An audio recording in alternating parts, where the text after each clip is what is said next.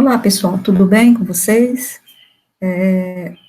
Essa nova videoaula, né, para eu apresentar para vocês, né, o capítulo 7 do livro, Mundos do Trabalho, tá? E antes da gente passar aqui para o slide, né, eu quero fazer aqui um breve histórico sobre a história, né, do trabalho. E como vocês sabem, o trabalho ele está presente no cotidiano dos seres humanos desde a pré-história, né? Em cada período, o sistema de produção se baseou em características específicas relacionadas, entre outras coisas, ao contexto histórico que se encontrava ali, né, o homem, a sociedade, né? Então, a gente pode dizer que, de início, é importante ressaltar que, na história da humanidade, o trabalho ele sempre esteve presente, né? E sempre relacionado, né, às necessidades básicas de vida, né, para garantir a sobrevivência do homem. Quer dizer que vai desde o trabalho primitivo até os dias atuais, né, dentro do seu contexto, com especificidades, tá? Vamos lá, então, o trabalho primitivo, né, que foi durante a pré-história, especificamente na chamada Idade da Pedra Lascada, né? Ali o trabalho humano, ele passou a ser aprimorado, né? Os seres humanos começaram a construir ferramentas para caçar, confeccionar suas próprias vestimentas e para assegurar e preparar seus alimentos. Embora essas ferramentas fossem rudimentares, elas facilitavam, né, aspectos relacionados ao trabalho daquela época. Aí, quando começou a desenvolver técnicas, né, mais sofisticadas para aprimorar a sua subsistência, aí o ser humano, na verdade, ele começou a produzir o mundo ao seu redor por meio de objetos e do significados atribuídos a eles. E, diferentemente de outros animais, o ser humano ele não produz apenas por instintos, mas, ao fazer, ele tem uma intenção específica e consciente daquela ação, né? Motivo pelo qual se diz que ele organiza racionalmente o trabalho. Ok? Aí, lá na Idade Antiga, né, predominou o trabalho escravo, que é um tipo de trabalho compulsório, ou seja, trata-se de uma condição imposta relacionada à perda, né, da sua liberdade, que são os escravos. Eles não eram remunerados, perderam sua liberdade de escolha, de ir e vir, sendo submetidos por meio da força e do poder de outras pessoas, né. Tivemos exemplos aí, como as civilizações no Egito Antigo, Grécia e Roma, né, que mantinham esse tipo, né, de trabalho, né. Trabalhadores escravizados na antiguidade chegavam a essa condição principalmente, né, quando se tornaram prisioneiros de guerra, certo? Ou por dívidas, né. Na Idade Média, né, com o fim da antiguidade, o início do período que conhecemos, como a Idade Média, a escravização de pessoas diminuiu, mas aí predominou, né, a servidão, que também constituiu um tipo de trabalho compulsório, pois ele vai impor, né, aos chamados servos, obrigações em troca de direito de permanecer nas suas terras, né, nas terras do Senhor, e poder cultivá-las. Aí a sociedade feudal era dividida, né, vocês sabem disso, em clero, nobreza e o campesinato, né, trabalho por meio da servidão era realizado pelos camponeses, né, então eles eram responsáveis pelo trabalho com a terra e pela produção agrícola. Aí, com o fim da Idade Média, iniciou-se um período no qual o comércio ele começou a se intensificar, né, transformando também, né, as características do trabalho. Com as expansões marítimas, os europeus passaram a explorar a África, a América, né, a colonização do continente foi pautada num trabalho escravo africano, que retirado de seus lugares de origem, eram forçados a viver nas colônias e trabalhar sem receber nada em troca.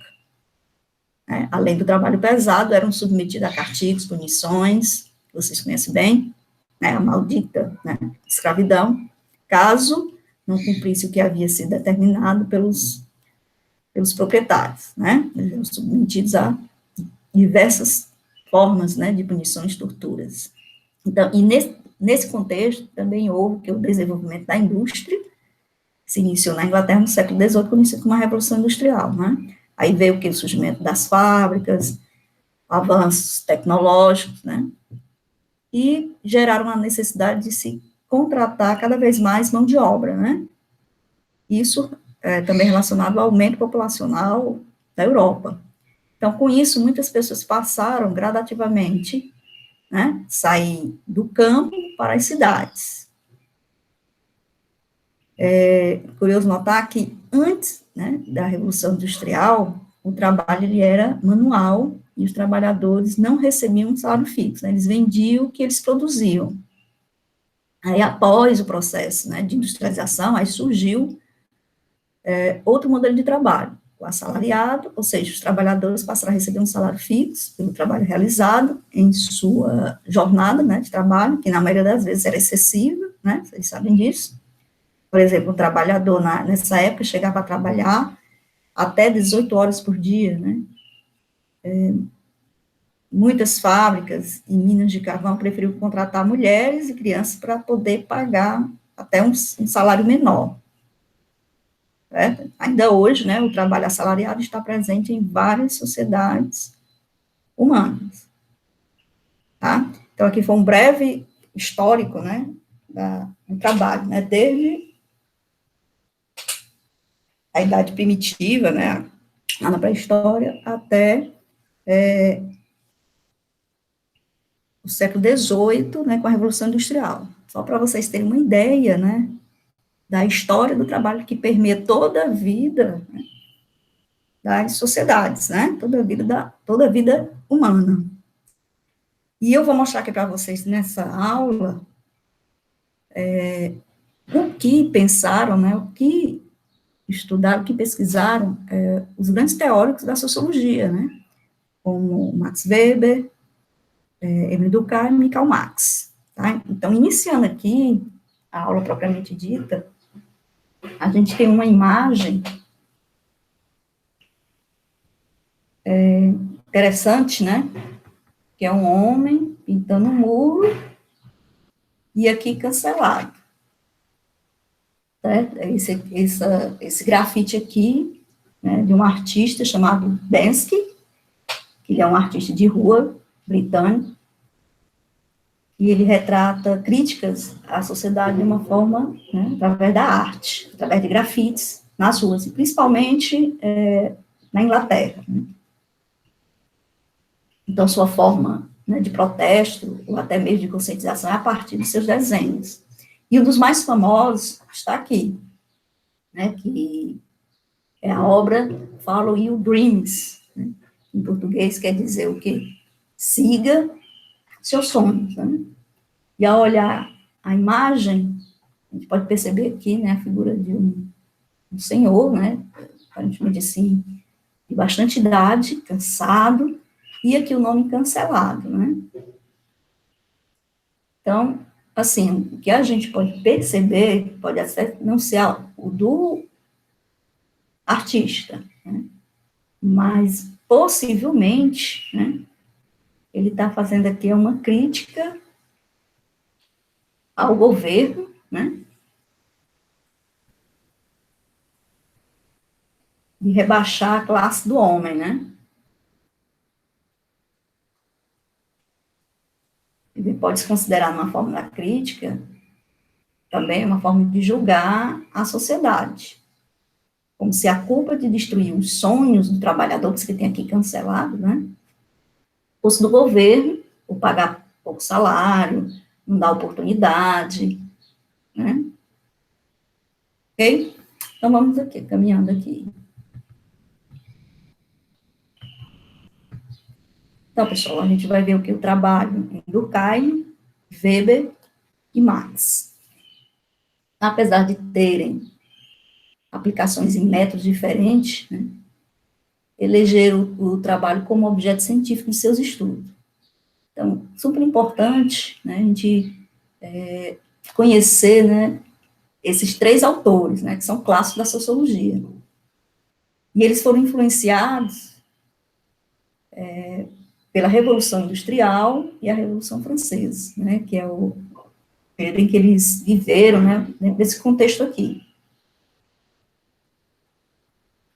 Durkheim, ele concentra sua atenção na questão da divisão do trabalho, certo?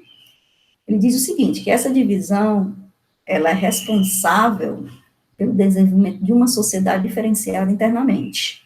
Para Durkheim, quanto mais especializado é o trabalho, mais laços de dependência, né, depender, se formam. Assim, quanto mais desenvolvida for a divisão do trabalho, maior será a teia de relação de dependência entre os indivíduos. Por exemplo, diz aqui, ó, um padeiro depende de um agricultor, né, por causa do trigo, que depende também de um ferreiro, e assim por diante, né. Isso levará, por consequência, uma sociedade que é mais coesa, né, a coesão social. O trabalho, na concepção de Durkheim, é um fato social, presente em todos os tipos de sociedade, como eu falei inicialmente, né, um pouquinho da história do trabalho nas sociedades primitivas até os dias de hoje. Há sociedades com menor ou maior divisão do trabalho, mas em todas elas são encontradas funções diferenciadas entre os indivíduos, o que divide em grupos funcionais distintos com condutas sociais também diferentes. Ora, nas sociedades capitalistas, o trabalho é pensado como uma atividade funcional, que deve ser exercida por um grupo específico, né, os trabalhadores. Durkheim entende a divisão social entre trabalhadores e empregadores como uma divisão funcional. Divisão esta, né, que deve cumprir uma atividade de organização da produção, que quem faz isso, né, são os empregadores, certo? E os que devem desenvolver a atividade produtiva, a que produz, que são os trabalhadores. Certo? Então, ele diz aqui, ó, que a organização da produção, certo, deve-se ter entre os empregadores e os trabalhadores, e que essa divisão tem que promover uma coesão social, e por isso deve ser preservada socialmente. No entanto, nessa divisão há problemas, né? Ele faz críticas, né, a esse tipo de divisão social do trabalho, que ele vê como doenças sociais, que deve ser corrigida para que todo social se desenvolva adequadamente. Né, que ele diz a questão dos excessos, né, por parte tanto de capitalistas e de trabalhadores. Né, e deve se regulamentar suas atividades a fim de alcançar um equilíbrio e garantir a integração social das partes. E a gente sabe, gente, que isso é muito difícil, porque essa divisão social do trabalho existe, muitas vezes, ou mal parte delas, né, são totalmente desiguais. Então, continuando aqui, ó, dessa forma, o lema de Durkheim prevalece. As partes, né, os indivíduos, devem submeter-se de forma a garantir a permanência de um todo, né, de uma organização na sociedade. De um lado, o capitalista não se deve deixar levar pelo egoísmo, pelo individualismo, né, pelo o lucro exacerbado, né, aquele que só pensa no lucro, né, e de outro trabalhador, ele não deve questionar sua funcionalidade dentro da visão do trabalho. É como se ele defendesse, né, que o empregador e o trabalhador deveriam viver harmonicamente. Então, Durkheim diz que existe essa divisão, mas que essa divisão do trabalho ele deve ser o quê? Harmônica, né? O que é difícil, né, gente? Weber, né? Weber, ele parte de uma perspectiva bem diferente do Durkheim, né? Ele diz que não há algo geral e comum a todas as sociedades. Cada sociedade obedece às situações históricas exclusivas, e no capitalismo, por condições específicas, o trabalho teria se tornado uma atividade fundamental. Segundo Weber, não bastou o desenvolvimento do mercado, da moeda, do dinheiro, das relações de troca, né, em geral, para que o capitalismo se constituísse como sociedade particular. Quer dizer, o capitalismo ele vai mais adiante, né, ele vai se desenvolver mais, né. Essas condições estavam presentes em sociedades passadas, né, antiga Roma, durante a Idade Média, quando não existiam vários elementos que hoje governam as relações monetárias, né, o Estado, o banco, o comércio, né. A especificidade do capitalismo, né, está no encontro entre, que ele chama aqui, ó, o espírito do capitalismo, né, de obter sempre mais lucros, e uma ética religiosa, cujo fundamento é uma vida regrada de autocontrole que tem na poupança uma característica central. Vejamos aqui o que seria isso. Olha, nesse encontro entre o que penso, né, o capitalismo e a ética protestante, o trabalho ocupa um lugar central. Para o praticante do protestantismo, o sucesso dos negócios é uma comprovação de ter sido escolhido por Deus, ou seja, dentro da ética protestante. Aqueles que no trabalho alcançaram sucesso é porque foi escolhido por Deus. O trabalho árduo e disciplinado, em uma vida regrada e sem excesso, pode lhe trazer o êxito profissional, sinal de sua fé e salvação espiritual. Por o que defendido, né, os protestantes na época da Reforma, né, sobretudo o calvinismo. Né. E no seu livro, A Ética Protestante e o Espírito do Capitalismo, né, que foi escrito em 1905, o Weber ele observa que ocorreu um encontro que deu ao capitalismo sua particularidade. O que ele observou, né, nesse período? Ele observou que a formação do capitalismo teve uma característica fundamental, essa ação social, orientada por um objeto racional. Com que objetivo? Ao ter êxito em sua vida material, ter a segurança de ter sido escolhido por Deus. O que eu falei. Se você teve êxito na sua vida material, é porque você foi escolhido por Deus. O encontro entre uma ética religiosa e um espírito empreendedor possibilitou que a formação histórica do capitalismo. Entretanto, a procura da riqueza não mais estaria sendo guiada por padrões éticos, mas associada tão somente a paixões puramente mundanas. Aí vamos aqui a Marx. Marx, ele concentra sua análise nas formas históricas de trabalho, e particularmente no trabalho assalariado, né? Para Marx, o trabalho assalariado é uma manifestação histórica de como o capitalismo ele se organizou como sociedade. Com base na exploração do trabalho assalariado, a sociedade capitalista produz e reproduz sua existência, ou seja, o trabalho assalariado é uma atividade central para a perpetuação das classes sociais entre capitalistas e trabalhadores. Por consequência, o que é? A exploração e a dominação do trabalhador pelo capitalista. Quem é o capitalista? Aquele que tem, né, os meios de produção. Então, para Marx, a divisão em classe social constitui-se com base na retirada pela burguesia nascente do século XVIII dos meios de produção, certo? Ou seja, o trabalhador ele não tem mais domínio dos meios de produção, isso aqui fica a cargo dos capitalistas, terra, ferramenta, animais, etc.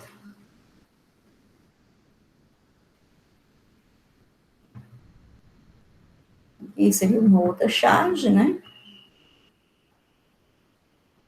A insatisfação aqui, né, do trabalhador, né? Será que realmente podemos comemorar esse dia, né? Dia, parabéns, trabalhador. Mas está aqui, ó, o capitalista e o trabalhador. Comemorar o quê? A exploração, né?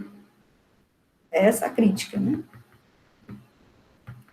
Existem alguns conceitos fundamentais em Marx, né, as conclusões dos seus estudos sobre o sistema capitalista, né?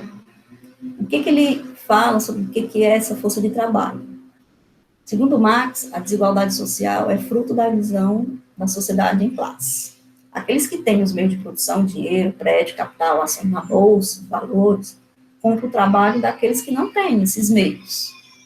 Né? Ou seja, que os donos dos meios de produção, eles compram o quê? A força de trabalho. Certo? A questão se torna ainda mais complexa quando falamos em força de trabalho. Quando o capitalista paga pelas atividades desenvolvidas numa empresa, ou indústria, um mês, o que ele está pagando? Por exemplo, se um grupo de trabalhadores está empregado em um ramo da construção civil, e se no fim do mês todos esses trabalhadores forem pagos pelo conjunto de seus trabalhos, o capitalista não terá lucro. Isso quer dizer que o capitalista paga a força de trabalho, ou seja, a capacidade de trabalho de cada trabalhador. E não todo o trabalho realizado naquele período, que é o resultado. Ele só paga pela sua força de trabalho. Com isso, formaram-se o que é a burguesia e o proletariado, classes fundamentais, né, do sistema capitalista. A reprodução dessa divisão social se dá com base na exploração do trabalho assalariado que o trabalhador vende para o capitalista em troca de um salário. À primeira vista, o trabalho assalariado pode ser considerado como uma atividade que é vendida pelo trabalhador em troca de um salário pago pelo capitalista. No entanto, Marx assinala, né, ele chama a atenção aqui que essa troca, apesar de aparentar igualdade, na prática ela se dá totalmente de forma desigual. O capitalista ele tem um capital, e com esse capital ele monta seu negócio. Ele vai precisar de quê? Contratar um certo número de trabalhadores. Aparentemente, o capitalista oferece o trabalho, e o trabalhador pode aceitar ou não esse trabalho. No entanto, devemos considerar a desigualdade histórica dessa relação de troca. Ó, eu vou passar aqui adiante. Depois no livro vocês vejam esses quadrinhos aqui, tá? Desculpa aqui, peraí. Volta aqui.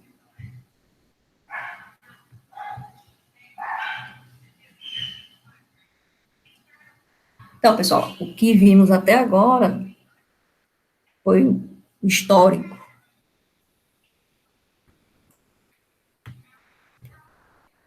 do que é o trabalho, né?